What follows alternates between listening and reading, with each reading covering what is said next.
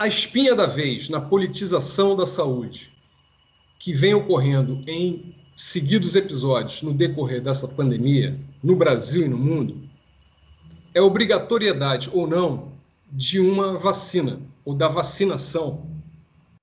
Vacina esta que nem existe de fato ainda, mas que já vem gerando grandes controvérsias. Assim como critérios para escolha e aplicação na população destes imunizantes que estão sendo desenvolvidos contra a Covid-19. Para abordar este tema polêmico, o nosso convidado de hoje é o advogado Cílio Faver, sócio do escritório Vieira de Castro, Mansur e Faver Advogados. Cílio, prazer enorme recebê-lo aqui no nosso canal. Obrigado pela sua disponibilidade, pela sua participação. Seja bem-vindo. Obrigado, Paulo. Um prazer estar aqui. Muito obrigado pelo convite. Aproveito para saudar todos que nos assistem agora. No Brasil, essa celeuma vem contrapondo governadores, governo central, especialistas em saúde, juristas, bem como, supostamente, liberdades individuais com bem-estar coletivo, ou seja, autonomia individual contra proteção coletiva.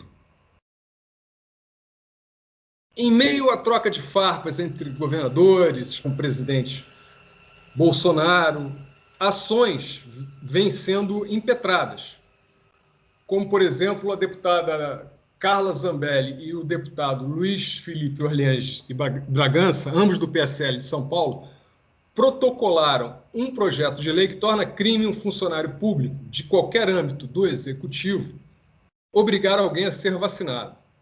Abre aspas, deve prevalecer a livre escolha do cidadão em se submeter ou não a vacinas experimentais ou sem comprovação cabal da eficácia. Bom, por outro lado, na contramão desse projeto de lei, há iniciativas, eu vou citar uma aqui do PDT, que recorreu diretamente ao Supremo Tribunal Federal para que a Corte garanta a autonomia aos estados e municípios para determinarem a obrigatoriedade da vacinação. Afinal, na sua opinião, a obrigatoriedade da vacinação tem respaldo constitucional? Essa é uma questão que, na verdade, chega para o judiciário, mas ela, na vida prática, ela não é nova. A obrigatoriedade da vacina e de várias espécies de vacina já existe no Brasil há muito tempo. Na verdade, algumas vacinas já são, sim, obrigatórias. Vacinas como febre amarela, BCG, são consideradas obrigatórias. E são obrigatórias justamente por uma lei, que inclusive é uma lei muito elogiada internacionalmente. O nosso programa de vacinação pública no Brasil é exemplo internacional. E já existe uma lei de 75, que é a Lei 6259, que estabelece no seu artigo 3º a possibilidade de obrigação de fazer a vacinação compulsória a cargo do Ministério da Saúde. Ou seja, pelo artigo 3º dessa lei, o Ministério da Saúde, quando ele promove, elabora o chamado Programa Nacional de Imunização, ele define nesse programa quais as vacinas que serão obrigatórias, que serão compulsórias, né? Então, na verdade, a obrigatoriedade da vacina, ela já é um tema e ela já existe há muito tempo no Brasil. Claro que com a pandemia, com a entrada de um vírus totalmente novo e uma situação da nossa geração totalmente inédita, o governo Bolsonaro, o próprio governo Bolsonaro, no início do ano de 2020, sancionou uma lei que, na verdade, disse aquilo que nem precisava dizer, dizendo que a vacinação poderia se tornar obrigatória isso está no artigo 3º da Lei 13.979, que é a lei de fevereiro de 2020, específico para a pandemia que estamos vivendo. E nessa lei, no artigo 3º, estabelece a vacinação como uma medida de realização compulsória. Claro e evidente que, uma vez embasada em toda a opinião científica, em todos os registros científicos, né? Então, chega a ser até estranho que a situação da obrigatoriedade de uma vacina passa a ser um discurso de palanque entre políticos, porque nós já estamos acostumados a enxergar determinadas vacinas como sendo de uso obrigatório. E ela é obrigatório não no seu aspecto punitivo, criminal, penal. Ela é obrigatório até no intuito de convencimento da população de que aquilo vai nos dar a chamada imunidade de rebanho, né? Ou seja, que vai nos garantir ultrapassar uma fase epidêmica da doença, uma fase altamente contagiosa, para que tenhamos, enfim, essa doença controlada. E daí vem uma discussão, repito, a priori movida através de palanque político, e eu utilizo essa expressão de palanque político no sentido de que a gente não tem uma discussão aonde ela surgiu profunda sobre direitos e deveres constitucionais. Na verdade, a discussão sobre obrigatoriedade da vacina tomou conta aí dos jornais numa situação, numa premissa fática totalmente inverossímil, né? Se fala que a vacinação ela não pode ser obrigatória porque a vacina, a suposta vacina, do qual nós nem temos ainda, mas a suposta vacina não traria todos os aspectos de segurança, porque ela ainda está em desenvolvimento, o período de testes dela ainda é pequeno, e começam a haver presunções, e totalmente presunções, de que por ser uma vacina que está sendo feita em tempo recorde, ela é presumivelmente descartável, né? O que fragiliza até a comunidade científica, né? O que coloca todos aqueles técnicos que estão aí trabalhando dia e noite para o sucesso e a chegada mais rápida dessa vacina, faz com que isso seja desacreditado, né?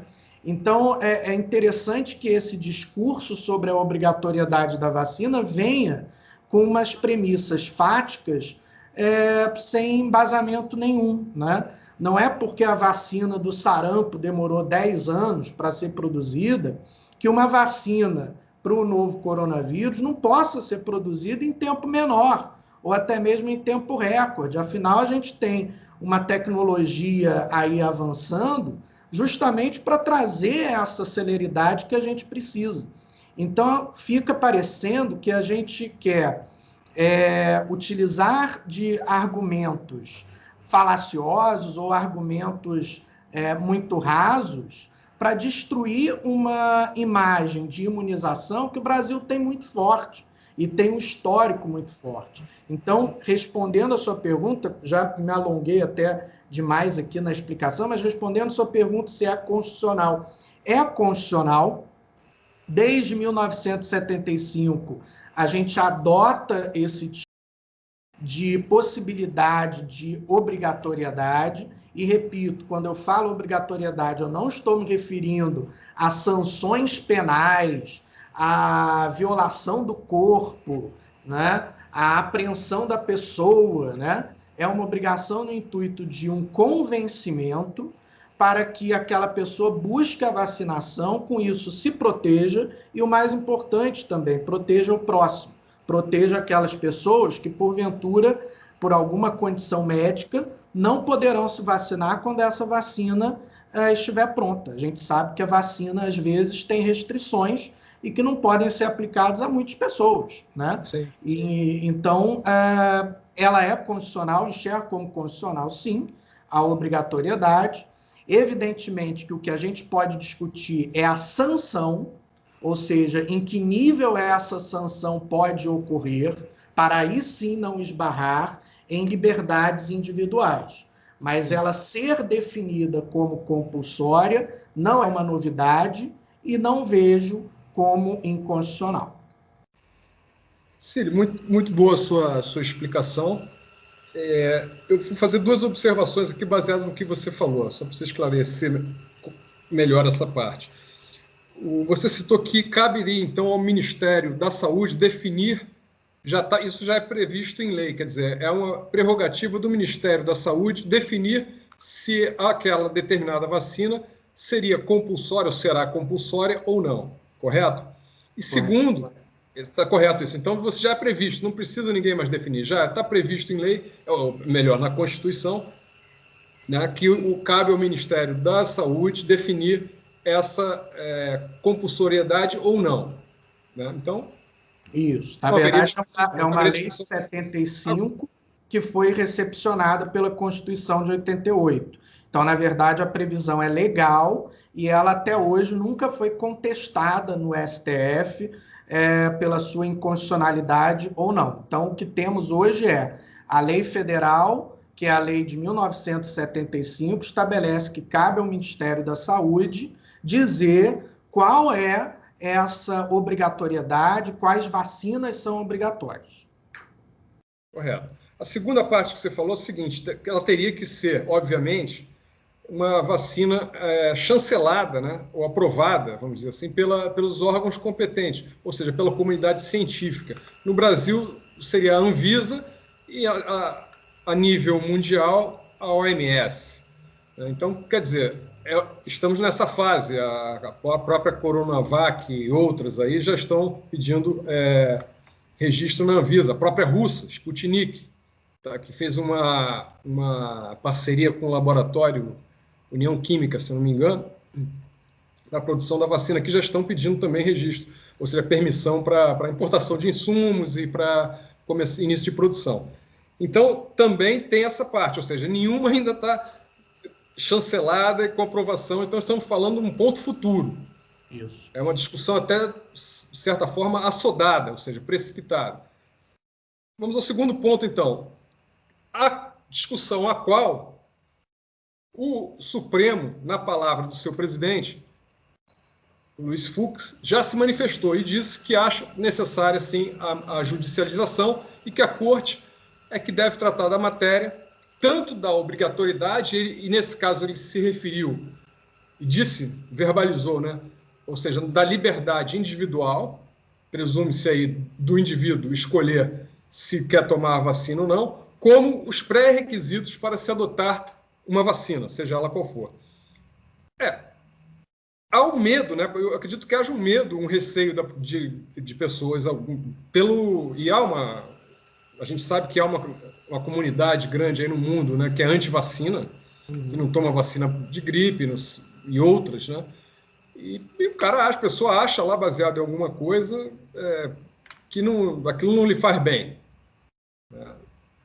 E não quer tomar a vacina. É o que você falou, não haveria uma criminalização. Eu vi uma matéria na qual discorreu muito bem o ex-ministro Aires Brito. Ele falou, não haveria essa força, uso de força, né, coerção do Estado para prender ou entrar na casa do sujeito para forçar a tomar a vacina. Mas há outras formas de convencimento, como, por exemplo, o cara que não vota, a pessoa que não vota. O voto é obrigatório, mas se você não vota, existem lá, você vai arcar com certas consequências que vão lhe complicar a vida, vamos dizer assim, né, de alguma forma. Além de outras possibilidades, como, por exemplo, você citou a vacina da febre amarela. Há países que, para entrar naquele determinado país, você precisa apresentar a sua carteira lá de vacinação, o seu testado que foi vacinado contra a febre amarela. Isso já começa você, de uma certa forma, impelir a população a aceitar aquela vacina. É nesse aspecto que eu acho que você fala que não haveria essa criminalização, mas um convencimento da população a tomar a vacina. Quer dizer, uma forcinha, né? Olha aí, a gente tem que tomar. Exatamente. E o curioso dessa celeuma toda é que o próprio Ministério da Saúde, como você bem reafirmou, que cabe a ele, né, dizer, até porque prevê isso a lei, que ele vai dizer quais são as vacinas obrigatórias. E o próprio Ministério da Saúde, através das suas portarias, ele edita sanções nesse nível de situação, ou seja, que não criminaliza, evidentemente, mas sanções para as pessoas que não tomam essas vacinas consideradas obrigatórias. Como, por exemplo, a portaria do Ministério da Saúde, portaria 597 do Ministério da Saúde, define que pessoas que não tomam as vacinas consideradas obrigatórias podem ter restrições para matrícula em creche, em escola, alistamento militar, ou seja, já existem sanções que trabalham justamente no convencimento, para não ter uma burocracia no futuro, de eu ter uma barreira na hora de me alistar, né, na hora de servir, na hora de ser contratado, por exemplo, em instituições públicas que podem exigir, sim, o atestado de vacinação.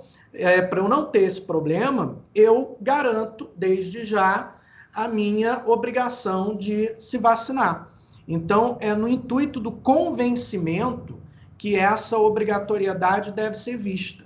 Não como, muitas vezes, os políticos estão se apropriando desse discurso para dizer que essa obrigatoriedade vai colocar uma situação de violação do corpo, de violação do meu direito de ir e vir, nada disso.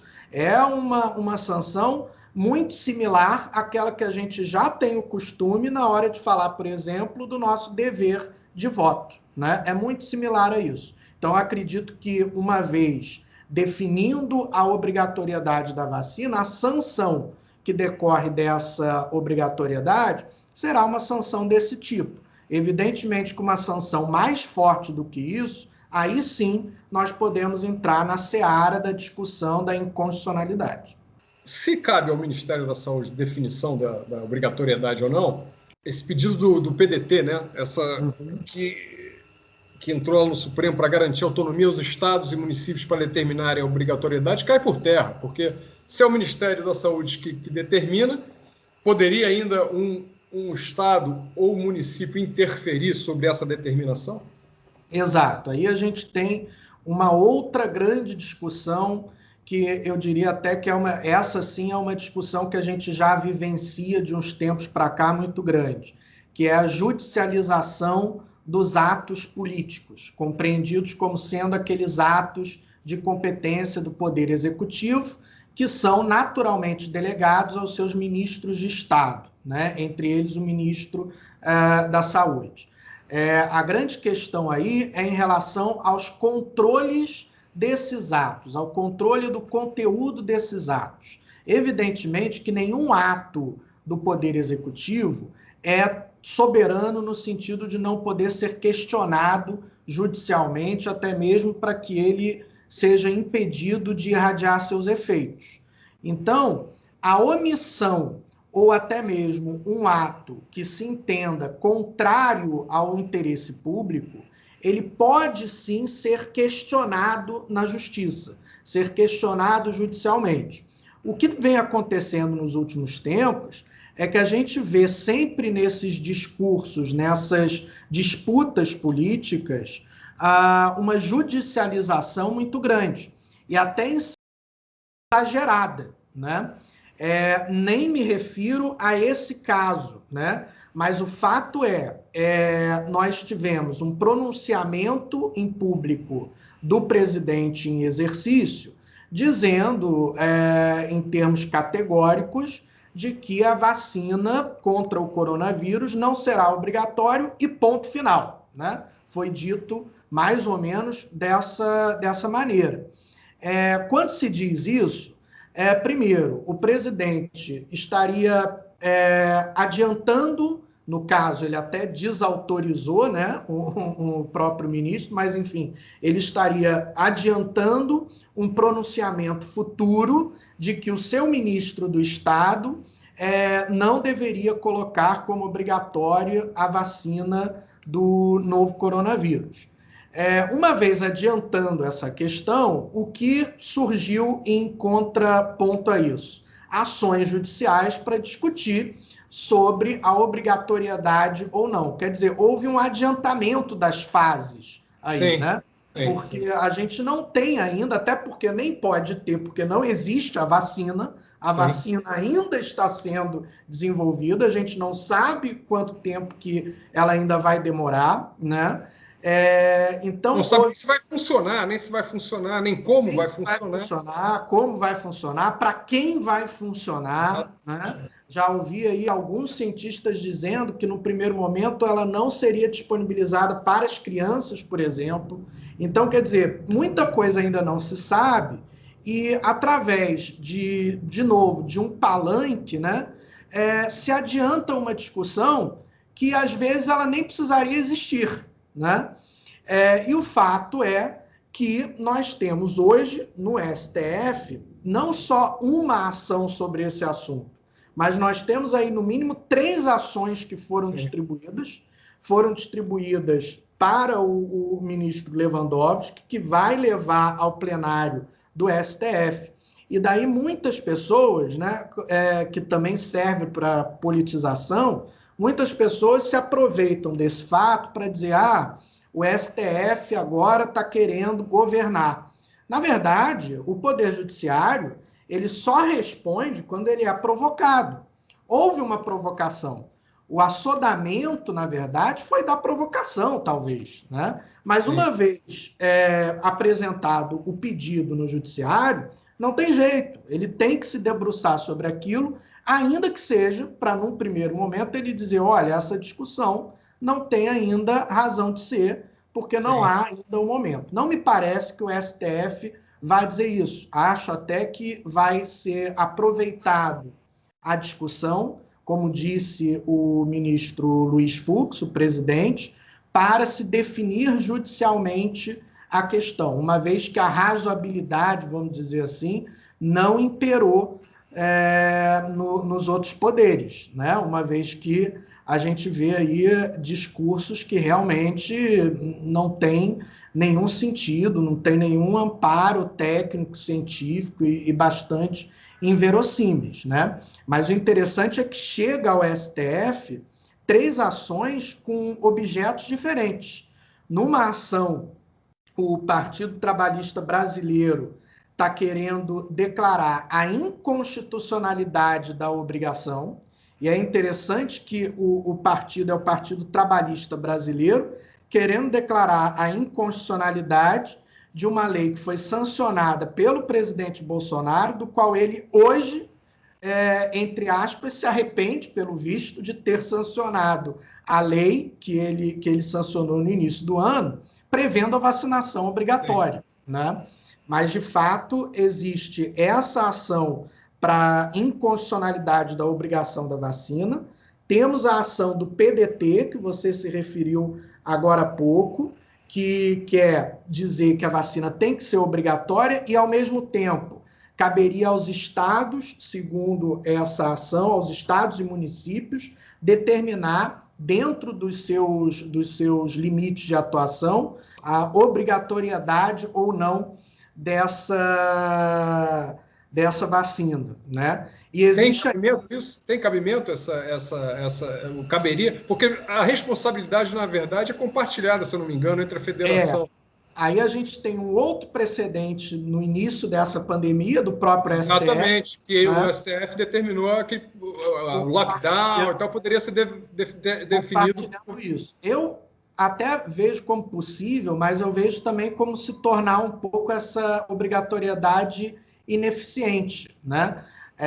Por quê? Porque a gente é um país só e, mais do que isso, quantas vezes a gente não se desloca internamente no nosso país, apesar dele ter dimensões continentais, Hoje em dia está tudo muito mais fácil, né? A começar pelos nossos próprios políticos aí, que vivem de ponte aérea de um lugar para outro. Sim, né? sim. Então, quer dizer, eu não sei se a deslocar a competência para os estados e municípios tornaria um pouco ineficaz essa obrigatoriedade. E ainda tem uma terceira ação, que essa é uma ação que talvez seja até um ponto mais discutível, que é a ação sobre o protocolo de intenções, né, em relação à Coronavac. Né? Essa é a segunda parte da nossa entrevista que eu vou querer entrar, porque justamente é um outro caso, né?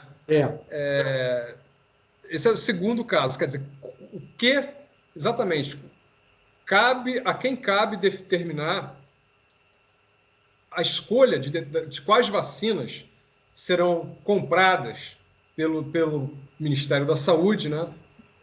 Entrarão no Programa Nacional de Imunização, ou não, porque nós temos, aqui eram 4, agora são 5 com a Rússia, se eu não me engano.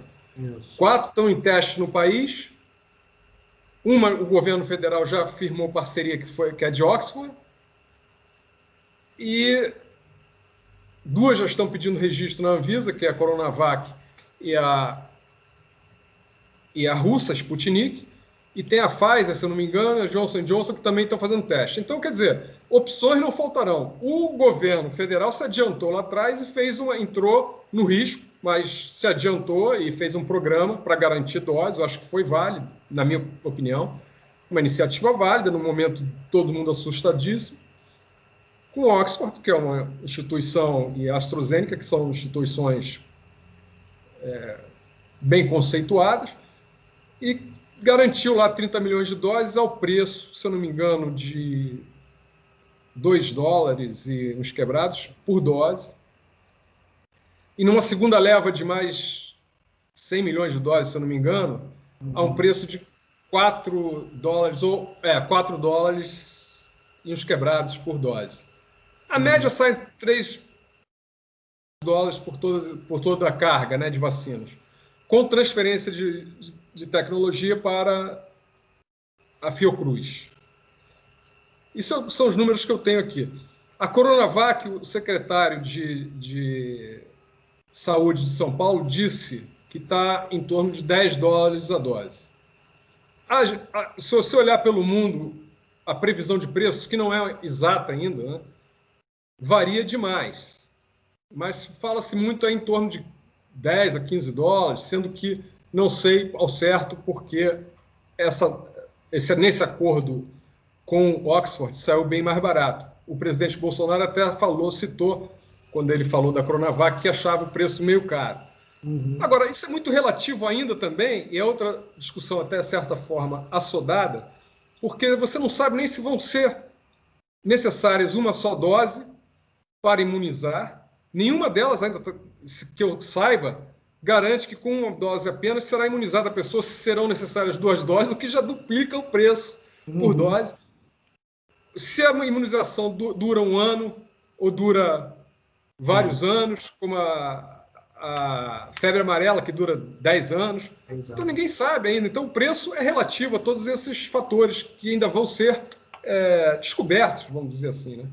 Então, como é que funciona isso? O que pode ser judicializado nesse aspecto? O que caberia ser... O governo federal, o Ministério da Saúde, não tem prerrogativa, não cabe a ele analisar, não tem liberdade para fazer essa escolha, analisar item preço por preço, esperar e escolher? Ou isso também tem que ser judicializado? E como seria essa judicialização? Como é que o STF pode determinar, não, você vai ter que assinar esse protocolo, ou você vai ter que assinar protocolo de todas as vacinas?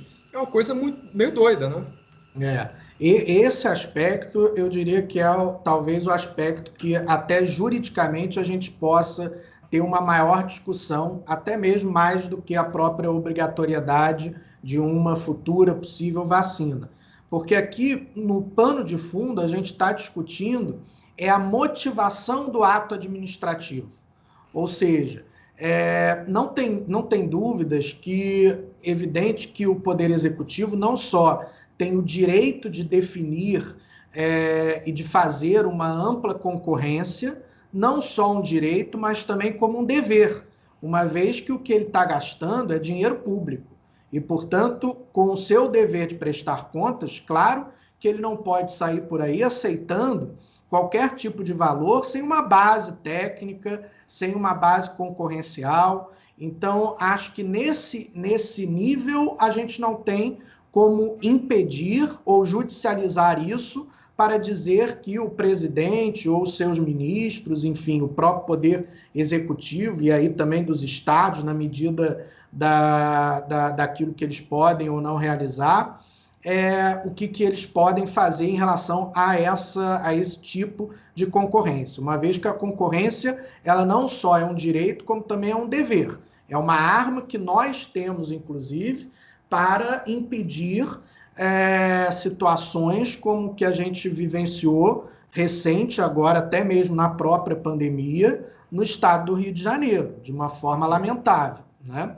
Então, nesse aspecto, eu não vejo possível a gente chegar ao Poder Judiciário e impedir isso, né? O que ele pode fazer é interpelar, na verdade, os membros do Poder Executivo para dizerem em que eles estão fundamentando para repudiar determinada vacina ou insumos daquela vacina, né? No caso específico da Coronavac, por exemplo, a ação que o partido Rede Sustentabilidade questiona é o fundamento que o presidente teria se utilizado para dizer que não abriria a concorrência ou a reserva de mercado nas primeiras doses da vacina Coronavac por ser oriunda da China, né? Ou seja, qual foi a motivação? Foi uma motivação puramente pelo fato de ser oriunda da China? Se foi essa movimentação, eu parto da premissa, na minha opinião, de que esse ato administrativo, por mais que seja um poder do governo, pode sim ser revisto, uma vez dizendo para ele, olha, com esse fundamento, você não pode afastar essa vacina, porque há um interesse público em relação a isso, e você deve demonstrar para os seus governados uma base financeira, científica, de que é demais a gente poder acionar, poder ter acesso a essa vacina. Eu, nos últimos dias, ouvindo o governador de São Paulo, parece que ele teria dito que esse lote, né, que a gente diz de 46 milhões de doses, na verdade seriam insumos para o próprio Butantan poder produzir a vacina Coronavac quando ganhar o registro. E a gente aqui tem que lembrar também que, por ser uma vacina que vem de fora, e aí seja a Coronavac, seja a vacina de Oxford, a gente não vai conseguir importar 210 milhões de doses oriundas diretamente desses países para a gente. A gente tem que se aparelhar, e daí a importância, mais uma vez, centenária do Butantan, de poder acessar a matéria-prima dessas vacinas através da importação de um número determinado de doses, para a gente poder fabricar essas vacinas aqui para o povo brasileiro. Então, isso também entra na discussão, né? Quando o presidente diz que ele não vai importar tal vacina, ele também está dizendo que a gente está minimizando, está retirando do Brasil uma possibilidade de extrair daquela vacina matéria-prima para a nossa produção interna. Então, o interesse público aí é muito questionado, né? Agora, de novo, o governo federal, assim como o governo estadual, eles possuem não só o direito, como o dever de fazerem uma concorrência, de abrirem os dados para que se possa ver o quanto que está sendo cotado, o quanto que está sendo gasto, porque o dinheiro é nosso. E qualquer desvio a partir daí, não tenho dúvidas, vai ser judicializado, vai ser objeto de responsabilização. Sim. São 46 milhões de doses, né, que eles estavam querendo a assinatura do protocolo, né, com o Ministério da Saúde, estavam requisitando a compra, né, a inclusão desses 46 milhões de doses no PNI, sendo que 6 são de vacinas prontas e 40 milhões de insumos para a fabricação no Butantan, se eu não me engano. Agora, na Fiocruz também parece que é uma situação similar. Se eu não me engano, a capacitação, inclusive a parte do investimento é para a capacitação lá da Biomanguinhos para a fabricação das vacinas e com a transferência de tecnologia. A transferência de tecnologia é uma coisa complicada. Eu tive, inclusive, conversando com uma médica, depois isso é tema até para uma próxima conversa com profissionais específicos, né? Mas parece que demora um tempo, essa transferência não é uma coisa que se dá de uma hora para outra, são anos. E às vezes você, quando está capacitado a realmente fabricar todo o processo, você domina todo o processo, né? Porque você ainda vai estar importando insumos e tal, você vai estar praticamente montando aqui, né? Até você dominar todo o processo, já tem outras coisas lá fora, entendeu? Isso é um problema, mas é outra discussão. Não tem ainda subsídio, eu acho, o governo, no caso federal, o Ministério da Saúde, para decidir. Por quê? É o que eu falei, você não sabe, 10 dólares a dose, mas você não sabe se uma dose vai resolver, por quanto tempo vai resolver, a outra lá, 3, 4 dólares a dose. Eu acho que esse preço deve ter sido porque foi lá na frente, eles entraram no risco junto, né, provavelmente. Mas você também não sabe se for necessário, enquanto se a de 10 dólares for uma dose só por 2 anos, a outra for 10 doses, sei lá, por 1 ano, obviamente o preço é relativo. E tem mais uma, Sputnik também, que é a russa, né, que está aí, muita gente duvidando aí também, né, por conta da origem. E infelizmente, né, a China e a Rússia têm pairam essas dúvidas pelo próprio sistema, né, que impera em ambos os países, que há essa dificuldade de se coletar maiores informações, que não há muita transparência por serem regimes mais fechados, mais autoritários. Mas a Sputnik também está chegando aqui, firmou parceria para ser produzida no Brasil também pela União Química, um laboratório nacional. Quer dizer, o governo vai ter opções, né, de firmar parceria para que vacinas sejam produzidas, não só que cheguem vacinas, como que sejam produzidas aqui. Agora, eu acho que ainda é muito cedo para você comparar, porque você não sabe ainda, né, qual vai ser a eficácia, justamente, né, e o preço, porque o preço é relativo justamente à eficácia, a capacidade de imunização, por período de imunização e etc. Então, acho que é uma discussão realmente preliminar, né, que já está sendo, como você disse muito bem, já foi levada para palanque, né, muito precipitadamente, para variar, né, eu acho que isso está ocorrendo repetidamente durante essa pandemia. Pergunta final, uma colocação final aqui para a gente fechar esse tema. Que é interessante como essa pandemia, além dessa politização toda, vem colocando em xeque, eu acho que isso aí está no cerne dessa politização toda, né, a imposição de regras, diretrizes, né, à população, sob a justificativa que o não cumprimento de tais regras ou diretrizes colocariam em risco o bem-estar coletivo. No caso da pandemia, a saúde, que é a argumentação moral praticamente inquestionável, quer dizer, muito difícil de ser questionada. Mas mesmo assim vem sendo questionada. Há movimentos na Alemanha, na Inglaterra, agora mesmo, que houve uma nova onda lá na Europa, se eu não me engano, o pessoal se revoltou lá contra o fechamento de bares, toque de recolher, então, o bicho está pegando lá.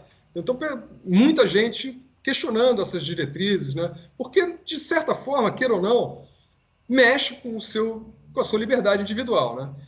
Então, onde está, juridicamente falando, Cílio, o equilíbrio entre liberdade individual e bem-estar coletivo, na sua opinião? Essa é uma pergunta de $1 milhão, né?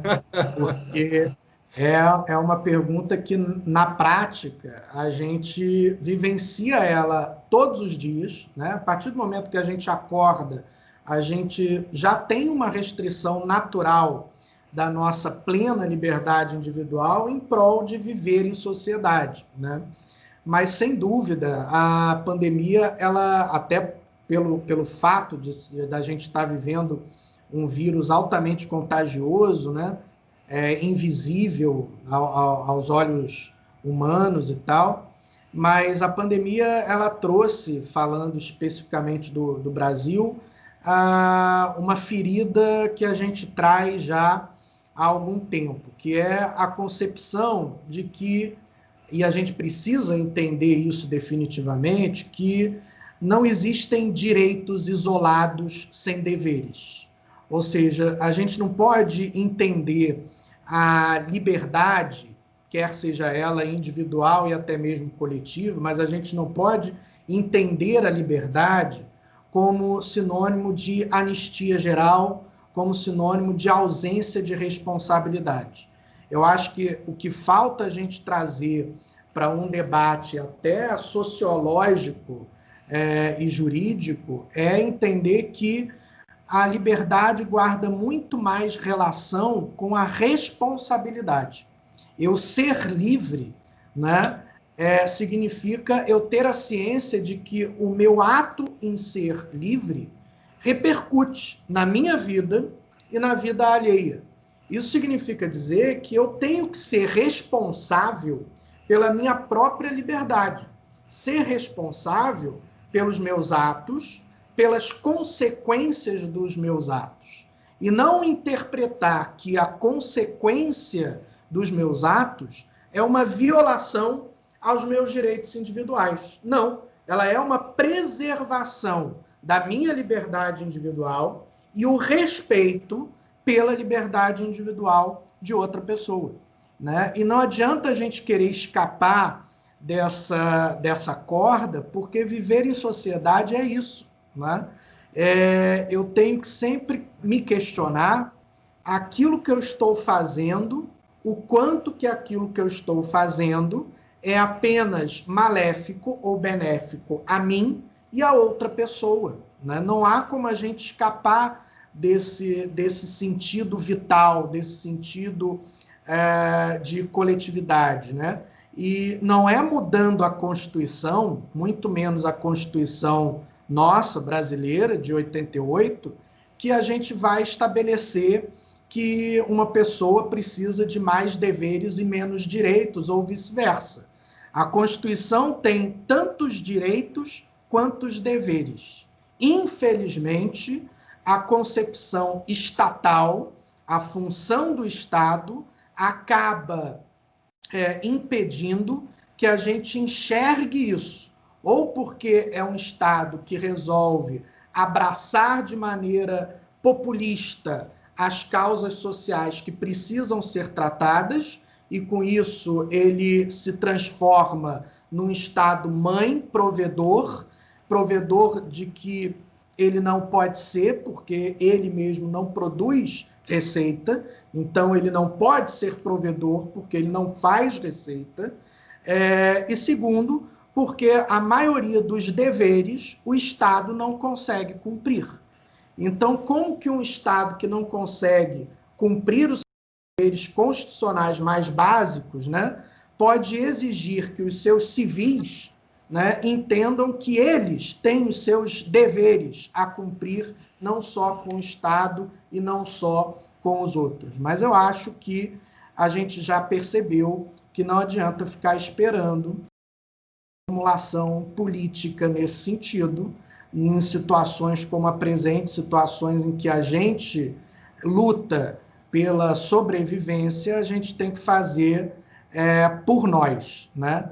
E nunca o uso do pronome nós foi tão necessário quanto é hoje. Vamos ver se a gente consegue entender, passar por essa pandemia, entendendo um pouco mais que direitos e deveres são, na verdade, o mesmo lado de uma moeda.